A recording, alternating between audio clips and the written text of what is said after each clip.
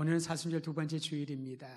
방금 전에 읽은 베드로후서 1장 5절에서 11절 말씀을 본문으로 삼았습니다만은 1장 1절에서 4절도 우리가 기억해야 될 필요가 있습니다.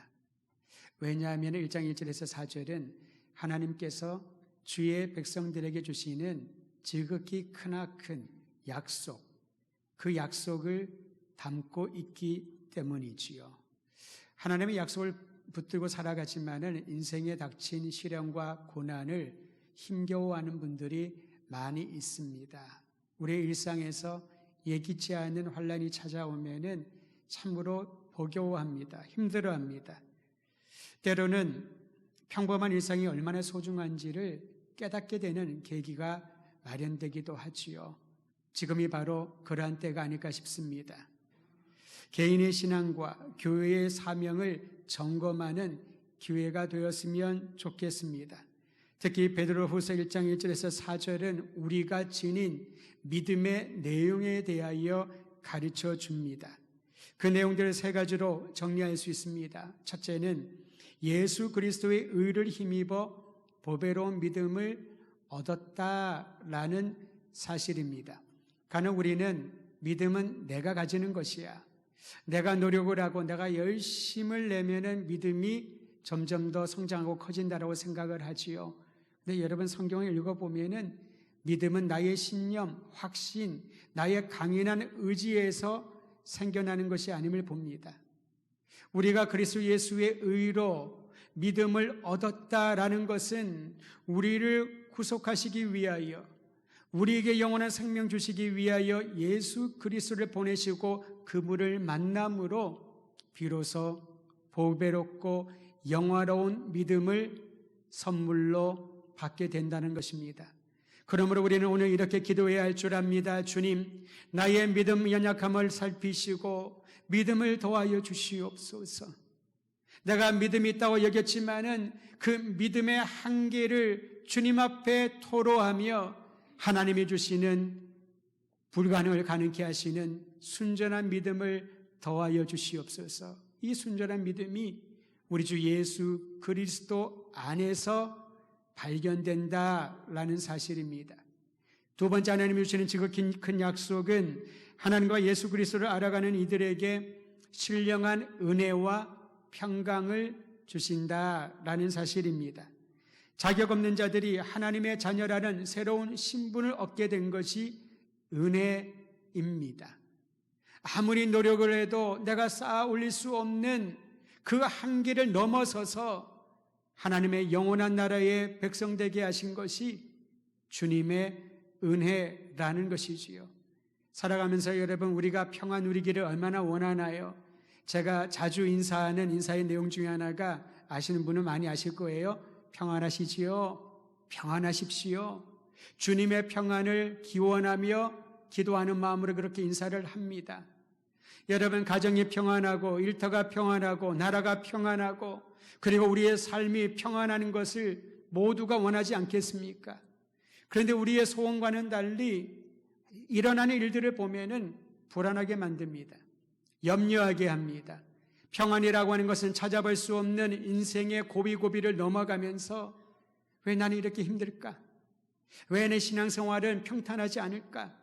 그러한 고민을 하는 사람이 한두 명이 아닐 것입니다. 그러나 주님이 주신 지극히 큰 약속을 바라보며 붙드시기를 바랍니다. 우리 주님 말씀하시기를 내가 너에게 평안을 주노니 이 평안은 세상이 주는 것과 같지 아니하다. 부활하신 예수님의 제자들에게 3번에 걸쳐서 강조하셨던 내용도 지극히 큰 선물이 바로 평안이 너희에게 있을지어다. 이 시대를 살아가는 성도 여러분, 믿음의 형제와 자매들이여, 우리 주님이 약속하신 평안이 여러분의 삶과 가정 가운데, 미래 가운데 날마다 넘쳐남을 확신하고 주님만을 찬양하시기를 바랍니다.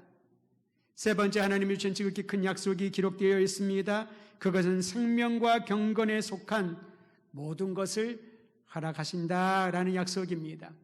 예수를 믿고 난 이후에 어떤 변화가 생겼나요? 어떤 일들이 각자의 인생 가운데 나타났나요? 예수를 믿고 난 이후에 일어난 그 변화가 우리로 하여금 신앙생활을 지속할 수 있도록 주님을 위하여 헌신하며 이 세계에 공헌할 수 있는 그러한 꿈과 비전을 허락하여 주시는 것입니다. 오늘 성경은 이렇게 말합니다. 생각과 가치와 삶의 방식이 달라지고 관심 분야가 달라진다는 겁니다. 전에는 아무 관심이 없었던 사람들이, 그 대상들이, 영역들이 관심을 갖게 되는 거지요. 여러분, 관심을 가지면은 그 일을 하는 걸 즐거워합니다. 관심 있는 사람이 생기면은 수백 명이 있어도 그 사람에게만 눈길이 가게 되어 있습니다. 연습해서 되는 일이 아닙니다. 우리의 본성이 그렇습니다. 예수님을 만나 그분의 마음을 품기 시작을 하면은 관심의 분야가 달라지는 거죠. 그래서 우리는 이렇게 기도해야 될 필요가 있습니다. 예수님, 주님을 제대로 만나 주님이 나의 삶의 주인이 되게 하여 주시옵소서. 아무리 좋은 것들을 가져다 주고 신앙에 필요한 자료들을 공급한더라도 그 마음이 예수님을 구주로 영접하고 주님과 더불어 살지 아니하면은 모든 일들, 경건의 것들은 관심 밖의 일이 될 것입니다. 그러기에 주님이 주시는 약속을 우리가 신뢰하며 나가야 합니다. 그리스도 예수 안에 있는 자들에게, 그리스도 예수의 이름으로 중보하며 의탁하는 이들이 모든 경건과 생명에 이르게 될 것이다. 이 믿음을 우리가 지니고 신앙생활 하는 것입니다. 그런데 여러분, 그리스도인들이 그리스도 예수를 통하여 주신 의의 선물을 감사하고 믿고 하나님이 주시는 신령한 은혜와 평강을 누리고 주님이 생명 주심과 주님이 경건한 삶을 살아갈 수 있도록 도우신다는 이 사실을 의지하고 믿고 산다 하더라도 그걸로 충분하지 않다는 것을 오늘 베드로후서는 가르쳐주고 있습니다. 우리가 가진 믿음을 보여주어야 한다는 거지요. 나타나지 않으면 그것은 없는 것과 같습니다. 표현이 중요합니다. 예배는 하나님을 향한 우리의 신앙의 고백 아니겠습니까? 우리를 위하여 위대한 일을 행하시는 하나님께 감사의 찬양을, 순전한 경배를 드리는 것이 바로 반응이요 표현입니다. 여러분, 그런 경험 많이 하지 않습니까? 언제 마음이 조금 상하나요? 내가 정성을 다해서 아주 구체적으로 설명을 하고 그리고 모든 매뉴얼을 가르쳐주고 일의 순서들을 가르쳐줬는데 이 얘기를 들은 우리 신입사원이, 후배가 아무 반응을 안 하는 거예요. 들었는지 안 들었는지, 할 건지 안 할 건지. 그러면 마음이 그렇게 행복하고 좋지 않습니다. 관계가 삐끄덕거리기 시작을 하게 되지요. 그래서 반응이 참 중요합니다. 누군가가 말을 하면 거기에 대해서 예라고 반응을 하는 겁니다. 하나님이 베풀어 주신 일에 대하여 우리가 믿습니다라는 것을 끝나지 않고 그 믿음을 반응하며 표현하는 것이 중요합니다. 그래야 사람들이 감동을 받게 되지요. 저 사이에는 우리가 알지 못하는 친밀함이 있는 것 같다. 저 두 사람의 관계에는 참으로 우리가 부러워할 만한 아름다운 그러한 교제권이 있는 것처럼 느낀다. 우리는 잘 모르지만 기독교의 교리와 신앙관을 갖고 있지 않지만은 저 사람은 정말 살아계신 하나님을 사랑하고 믿는 사람임에 틀림없구나. 우리가 지닌 믿음을 보여주어야 한다라는 것입니다. 우리 젊은 세대들은, 우리 자녀 세대들은 모르겠습니다만은 대부분의 분들이 이 코미디언을 아실 겁니다. 이미 돌아가신 분인데요, 고 이주일이라고 하는 분이지요. 이분이 아주 유명한 유행어를 남겼습니다. 뭔가 보여줘야 할 텐데. 제가 이 성대모사를 잘하면 여러분이 더 이렇게 느낌이 올 텐데요. 저에게는 그런 은사가 없어서 뭔가 보여줘야 할 텐데 별 얘기가 아닌데 사람들이 그걸 듣고 깔깔거립니다. 요즘에 그 얘기하면은 아이들이 무슨 말을 하는지 모를 거예요. 그러면서 아주 싱거운 이러한 농담을 건넵니다. 뭔가 보여주는데 며칠이 걸릴 것 같아, 저 사람이. 답은 뭘까요? 2주일이 걸린대요. 조금의 반응이 나오죠. 그런데 뒤에 있는 청년들, 2층에 있는 청년들은 도대체 무슨 말을 하나 싶을 것입니다. 그 사람이 뭔가 보여줘야 되는데라는 그 짧은 말에 여러 가지 생각들을 하게 됩니다. 물론 사람들을 웃기기 위한 그런 유행어가 되었습니다마는, 그런데 코미디언으로서 자기가 힘들고 어렵던 어떤 상관에 상관없이 누군가를 웃겨야 되는 직업 아닌가요? 누군가를 즐겁게 해줘야 됩니다. 사람들의 슬픔을 없애주는 것이 그 사람의 직업의 소명인 것입니다. 하지만 그가 걸어온 그 길을 보면은 스스로 웃을 만한 일은 별로 없어 보였습니다. 오늘날도 그런 일들이 얼마나 많이 있습니까? 행복하기를 원하지요. 웃고 살기를 원하지만은 삶이 그렇게 녹록하지 않습니다. 그런데 분명한 것은 뭔가 보여주어야지만 그것을 본 사람들의 마음이 움직이고 감격이 생기게 되는 겁니다. 그리스도인들이 믿고 있는 그 믿음을 실천하고 보여주어야 할 내용 8가지 덕목을 베드로후서 1장 5절에서 7절은 말합니다. 그 8가지의 기초는 믿음입니다. 그리스도를 통하여 우리에게 의인이라 칭함을 허락하신 하나님에 대한 믿음, 그리스도 예수를 믿음으로 하나님의 자녀가 된다는 확신, 성령이 내주하심으로 우리를 모든 경건한 삶으로 우리의 삶의 열매를 맺게 하신다는 이 역사에 대한, 성령의 역사에 대한 믿음. 그런데 그걸로 충분하지 않다는 거지요. 그 믿음에 덕을 더하라 라고 말합니다. 우리말 성경에는 더하라 라고 말을 했습니다만은 조금 더 쉽게 풀이하면은 함께 있게 하라는 거지요. 그 믿음의 기초 위에 또 다른 7가지가 항상 나타나게 하라, 보여지게 하라 라는 말씀입니다. 믿음의 덕을 더하라. 이 덕은 다른 사람을 칭찬하고 인정하고 우수하게 만드는 말과 행위를 말합니다. 코칭하는 걸 말하지요. 누가 훌륭한 코치인가요? 선수가 최대한의 극대의 능력을 발휘할 수 있도록 훈련시켜주고 마인드 컨트롤도 해주고 기술도 전수해주고 그리고 사기도 진작시켜주는 것. 가장 힘들 때에 그가 극대로 힘을 낼 수 있도록 도와주는 것. 이것이 코칭을 하는 것입니다. 어려움이 찾아왔을 때 어떻게 하면 잘 극복할 수 있을지 함께 뛰고 함께 눈물 흘리고 땀을 흘리는 것이 좋은 코치의 모습이지요. 이게 바로 덕을 더하라는 것입니다. 우리는 어떠한지 살펴보아야 할 겁니다.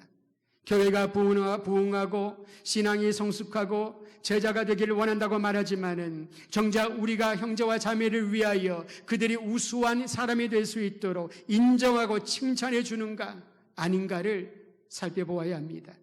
또한 덕의 지식을 더하러 갑니다. 지식은 하나님을 아는 지식입니다. 하나님을 경험하여 아는 지식을 말합니다. 지식의 절제를 더하라고 말합니다. 이 절제는 의지적으로 자제하고 통제하는 힘을 말합니다. 여러분, 사람들은 모이면 자꾸 얘기를 하다가 논쟁으로 번질 그러한 위험 요소를 갖고 있습니다. 별로 중요하지 않은 일처럼 보이지만은 의견이 다르면 논쟁을 하다가 목소리가 커지고 멱살잡이도 하고 앞으로는 보지 않겠다라고 등을 돌려서기도 합니다. 우리의 기질이 그런가 봅니다. 죄의 특징이 사람들과 공격하고 이렇게 논쟁하고 부딪히는 것이 익숙해지는 것 같습니다. 그런데 논쟁이 아니라 침묵을 선택하는 것이 절제입니다. 절제이죠. 내가 몰라서 힘이 없어서 침묵하는 것이 아닙니다. 이러한 논쟁을 통해서도 이러한 사회적 현상을 통해서도 하나님이 주시는 섭리를 믿기 때문에 주님의 관점으로 그 사건을 바라보는 거지요. 주님의 마음이 어떠한지를 고민하며 침묵하는 것입니다. 이것을 선택하는 것이 절제의 능력입니다. 또한 절제의 인내를 더하라고 말합니다. 누가 오래 참고 인내할 수 있을까요? 말로 표현할 수 없는 기막힌 시련을 겪으면서 어떤 사람이 인내할 수 있을까요? 여러분, 다니엘이 사자굴에 던져지고 사드락 메삭 아벳느고가 풀무불에 던져졌을 때 그들이 어떻게 그것을 인내할 수 있었을까요? 두려웠을 텐데 얼마나 두려웠을까? 근데 그들은 인내합니다. 그리고 이런 말도 하지요. 하나님이 우리를 구원해 주실 것이다. 그리 아니하실지라도 우리는 우상을 섬기지 않고 하나님만을 경배하리라. 어떻게 그 시련을 인내할 수 있을까요? 희망이 있었기 때문에 그렇습니다. 우리에게 영원한 희망이 있기 때문에 주님이 하실 일에 대한 기대감이 있기 때문에 오늘 겪고 있는 이 시련과 고난은 충분히 인내해야 될 만한 이유를 발견하게 되는 것이지요. 사랑하는 성도 여러분, 너무나 힘들고 어려운 시기를 보낼 때 누구에도 말할 수 없는 마음의 상처와 공고함과 무거운 짐을 가지고 살아갈 때에 그러나 여전히 우리와 함께 하시고 살아계신 하나님께 소망을 두십시오. 그러면 인내할 수 있는 힘과 용기를 얻게 될 것입니다. 인내의 경건을 더하라고 합니다. 이 경건은 양이 아니라 깊이를 말합니다. 그리스도를 닮아가는 삶이지요. 많은 교회가 제자훈련에 대한 여러 가지 프로그램을 돌립니다. 그런 말을 표현하는데 저는 개인적으로 그 말이 참 싫습니다. 프로그램을 돌리면 사람이 뚝 경건한 사람이 나오나요? 어떤 프로그램을 다 이수하면은 전혀 엉망진창이었던 사람들의 믿음이 성숙해지나요? 우리가 갖게 되는 착각입니다. 진정한 경건은 그리스도 예수를 닮아가는 것인데 평생 우리가 바라보고 간절히 소망해야 될 주제입니다. 그리스도를 닮아가는 경건한 삶은 행실을 통하여 드러납니다. 자기 자신이 잘 알지 않습니까? 사람들이 정말 믿음이 좋군요. 정말 신실하군요. 본인이 알지 않습니까? 하나님 앞에 벌거벗은 그러한 사람처럼 내 모습을 낱낱이 주님의 거룩의 빛에 비추어서 주님 나를 불경건한 삶에서 경건의 나라로 경건의 사람으로 변화시켜 달라고 간절한 마음으로 기도하며 훈련을 지속해야 될 것입니다. 경건의 형제 우애를 더하라고 말합니다. 이 형제 우애를 헬라어로는 필라델피아라고 말을 했습니다. 미국에 있는 도시 이름이 아닙니다. 필레오의 사랑의 명사형입니다. 형제 사랑, 형제 우애, 필라델피아는 형제자매 사이에 존중하는 사랑을 말합니다. 요즘 그런 말 많이 하잖아요. 쟤들은 현실 남매야. 별로 안 친해 보여요. 쟤들은 현실 형제야. 그렇게 가까워 보이지 않습니다. 동생의 언니나 또 누나에게 형에게 함부로 하기도 하고요. 또 나보다 어리라고 얼마나 무시하고 형이나 누나들이 함부로 대할 때가 있습니다. 형제 우애는 서로를 존중해 주는 것입니다.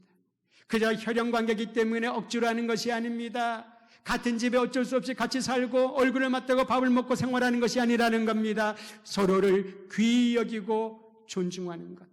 우리가 그리스도 안에서 형제자매라고 말을 하지요. 그런데 여러분, 진정한 형제 우애가 교회 안에 있나요? 얼마나 다투나요?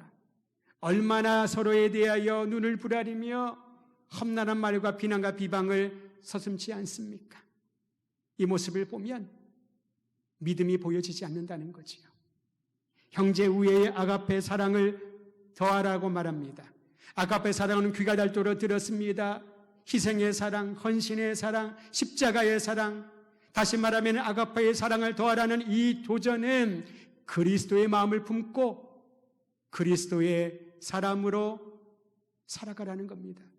여러분, 어떤 행동을 하기 전에, 어떤 말을 하기 전에 꼭 이 질문을 던지기 바랍니다. 내가 그리스도의 사람이 맞나? 내가 그리스도에 속한 사람이라면 어떤 말을, 어떤 행동을 해야 되는가?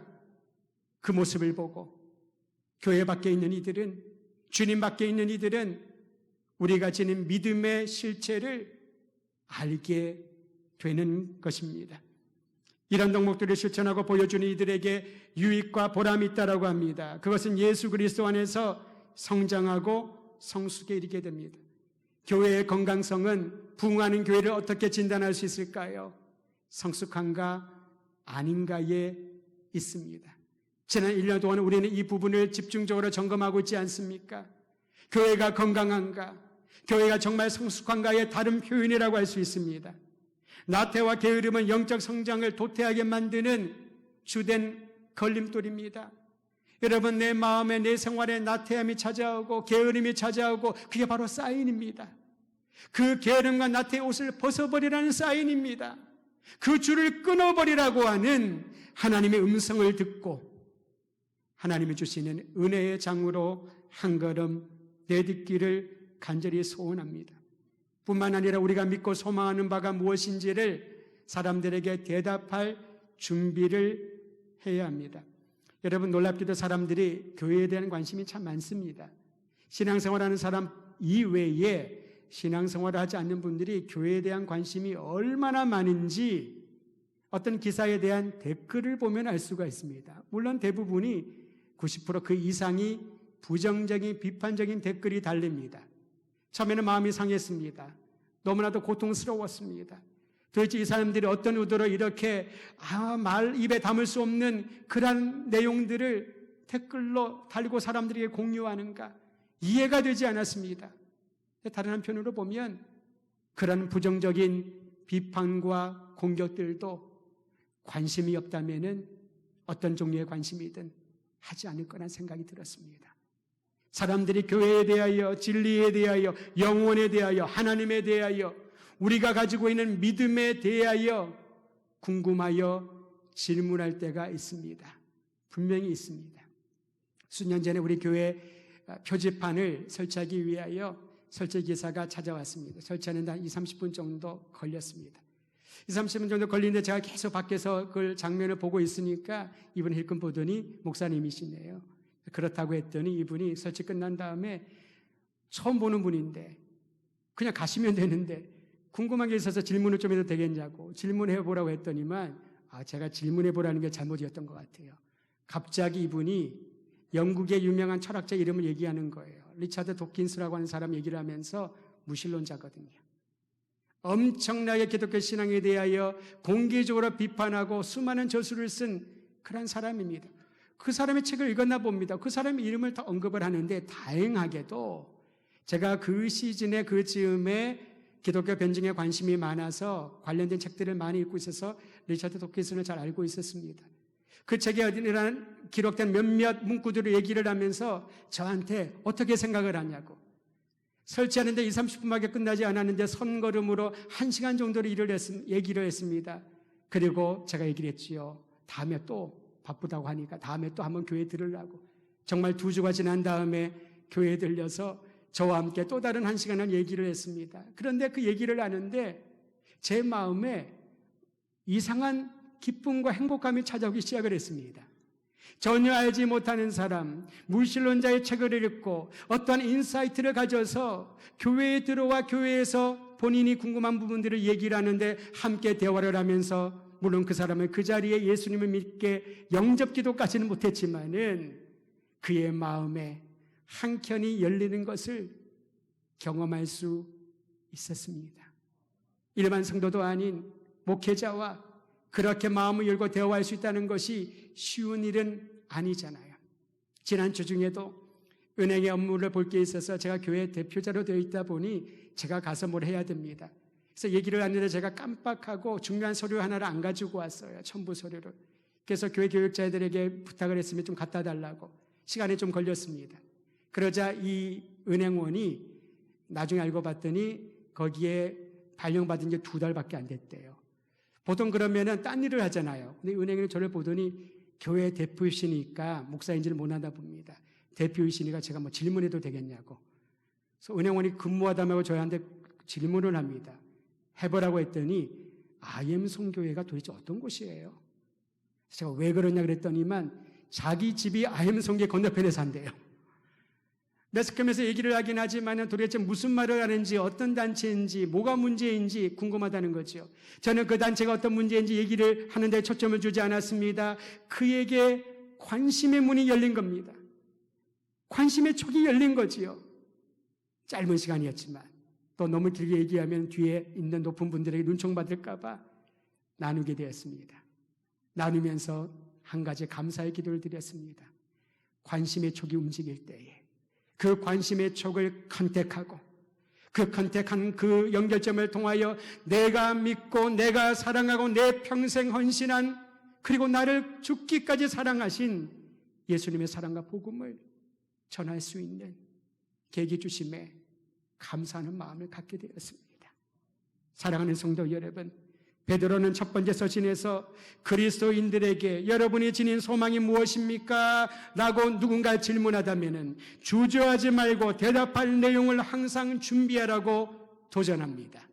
어떻게 준비하라 할 것입니까? 그리스도를 주님으로 삼아서 거룩한 삶의 열매로 증거하고 전하라고 말하고 있습니다. 때로는 스쳐 지나가는 사람, 어떤 이들의 인연이라고 하지요. 기독교의 용어가 아닙니다. 그러나 스쳐가는 그 만남 가운데 하나님의 섭리와 하나님께서 우리로 하여금 해야 될 일, 교회가 그리스도인들이 해야 될 일들을 깨우쳐 주셔서 주님이신 그리스도와 함께 거룩한 행실로 감동과 도전과 그리고 새로운 변화의 길로 초청하는 것이 교회가 그리스도인들이 해야 될 일입니다. 때로 우리는 교회로 또 신앙으로 초청을 하면서 이런 얘기를 하죠. 예수 믿으면 만사형통돼. 너 예수 믿어야 돼. 예수 믿으면 모든 문제가 다 해결돼. 예수 믿으면 병이 다 고침을 받아. 물론 틀린 얘기 아닙니다. 그러한 기적이 분명히 일어납니다. 그런데 그 얘기만 듣다 보니까 사람들이 그 말만 믿고 신앙생활을 하다가 이제 이렇게 얘기를 합니다. 예수 믿으면 만사형통한다며 왜 우리 집은 한흥족족 되는 일이 없지? 예수 믿으면 모든 문제가 해결되고 병에 걸리지 않는다며 근데 나는 왜 이렇게 난치병에 걸려서 오랜 시간 동안 치료받아도 고침을 받지 못하지? 어떻게 답변할까요? 우리가 가장 자주 쓰는 말, 하나님의 뜻이 있어.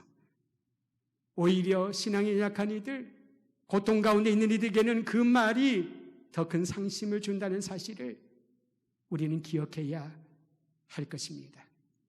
예수를 믿으면 신앙의 목적은 무엇인가요? 오늘 말씀의 베드로후서 1장 10절과 11절은 우리에게 신앙의 목적을 가르쳐 줍니다. 우리를 부르시고 선택하신 하나님은 어떤 위기 상황 가운데서도 넘어지지 않게 하시고 예수 그리스도의 영원한 나라에 넉넉히 들어갈 자격을 주신다는 겁니다. 시련은 찾아옵니다. 어려움은 찾아옵니다. 병에 걸릴 수 있습니다. 그게 낫지 않아서 고통스러울 수도 있습니다. 그런데 그 상황 가운데서도 실족하지 아니하는 믿음의 장부로 하나님이 붙들어 주신다는 겁니다. 그리고 나아가 영원한 주님의 나라에 넉넉히 들어갈 수 있는 자격을 허락하여 주십니다. 할렐루야.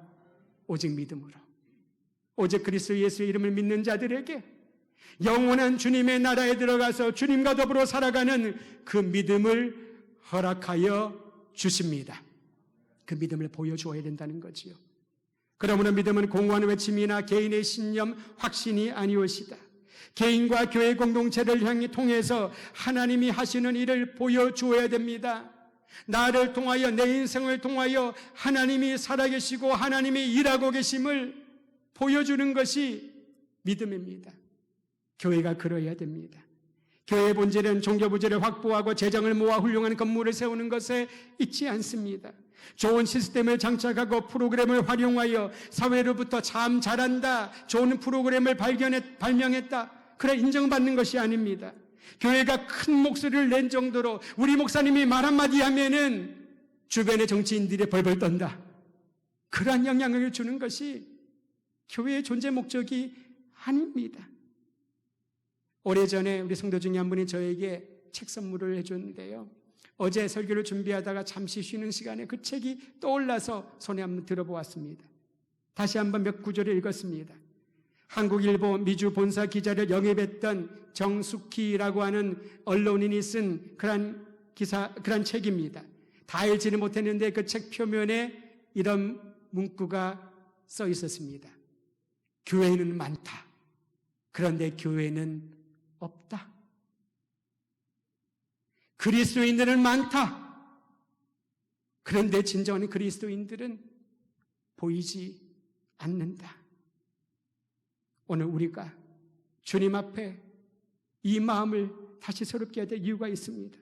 교회 안에는 믿음에 대한 교리적 가르침과 지침들이 얼마나 많은지 모릅니다. 선량하고 아름다운 사람들이 이곳에 다 모여 있습니다. 할 것과 해서는 안 될 것들, 분명한 규정도 배우게 됩니다. 착한 사람으로 살아갈 수 있는 도덕적 기준과 교육을 잘 받을 수 있는 환경입니다. 그러나 생명의 주님이신 그리스도 예수에 대한 믿음이 보여지지 않으면 사람들은 십자가는 많다, 근데 교회는 발견할 수가 없구나, 그런 말을 하지 않을까요? 교회는 세상을 지극히 사랑하시는 하나님께서 죄와 사망에 매여 있는 우리들을 자유케 하시고 구원하신 복된 소식을 전하는 대사입니다. 그것이 교회입니다.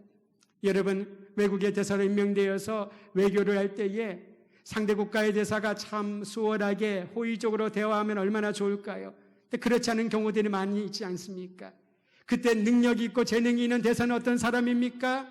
그 사람들의 마음을 녹여서 대화의 테이블로, 협상의 장으로 오게 해서 조금이라도 대화를 진전 있게 하는 것이 대사의 역할인 것입니다. 우리는 그리스도 예수의 생명의 복음을 전하는 대사입니다. 예수 그리스도를 알지 못하거나 강력히 거부하는 이들에게 예수님만이 유일한 길이요 진리요 생명이라는 사실을 전파하는 증인이 그리스도인이요 교회의 역할입니다. 절망의 나락에 떨어져 방황하는 이들에게 희망을 비추어주고 모든 사람을 향한 그리스도의 사랑을 보여주는 것이 교회의 본질적인 사명입니다. 사람들로 하여금 예수 그리스도의 사랑은 이러하구나, 우리를 통하여, 교회를 통하여 보여주어야 합니다. 제가 연구하는 분야가 그곳이기 때문에 교회에 대한 많은 자료들을 찾으면서 도대체 교회 밖에 있는 사람들은 교회에 대하여, 그리스도인들에 대하여 어떤 이미지를 가지고 있을까 관심 있게 노트를 한번 해보았습니다. 거기에 공통적으로 나오는, 반복돼서 나오는 교회에 대한, 그리스도인들에 대한 교회 밖 사람들의 이미지가 있습니다. 다음과 같습니다. 위선적이다, 너무 정치적이다, 타인을 판단한다. 여러분, 우리 교회 안에 소모임을 하든 어떤 모임을 하든 정치 얘기하지 마시기를 바랍니다. 사람들이 그것을 보고 교회는 가면 안 되구나 생각한다니까요. 세상과 동떨어졌구나, 공격적으로만 전도하는 데만 치중하고 있구나, 다른 이들을 존중하지 않는 무례함이 있구나, 자기 교회 교세 확장하는 것에만 연연하고 있구나. 그게 교회 밖에 있는 사람들이 교회와 그리스도인을 보는 이미지라는 겁니다. 우리의 얘기가 아닙니다. 교회의 위기는 교세가 줄어든 것에 있지 않습니다. 세상에 믿음을 보여주지 못할 때 우리는 위기를 겪게 되는 것입니다. 하지만 이 위기는 주님이 주시는 아름다운 이 복음의 진리를 재발견하고 다시 세워나가며 용기 있게 전진할 수 있는 또 다른 계기가 된 줄 믿고 믿음을 갖고 나가시기를 바랍니다. 사랑하는 성도 여러분, 애타고 답답한 심정으로 아무리 외쳐도 사람들이 반응하지 않는 공허한 소리가 되지 않아야 합니다. 은행에 가면은 글자를 가지고 막 외치는 사람들이 있어요. 아무도 듣지 않습니다. 아무도 듣지 않습니다. 그것은 복음 전도가 아닙니다. 그것은 믿음의 표현도 아닙니다. 오히려 사람들의 마음을 꼭꼭 다치게 하고 왜곡된 틀 안에 기독교 신앙을 판단하게 만드는 미성숙한 모습입니다. 예수 그리스도 안에 거하는 온전한 믿음을 세상이 알 수 있도록 이제 우리의 삶을 통하여 주님의 주신 그 말씀을 따라 믿음의 덕을, 덕의 지식을, 지식의 절제를, 절제의 인내를, 인내의 경건을, 경건의 형제 우애를, 그리고 형제 우애의 아가페 사랑을 나타내 보여주는 저와 여러분이 되시기를 주의 이름으로 축원드립니다.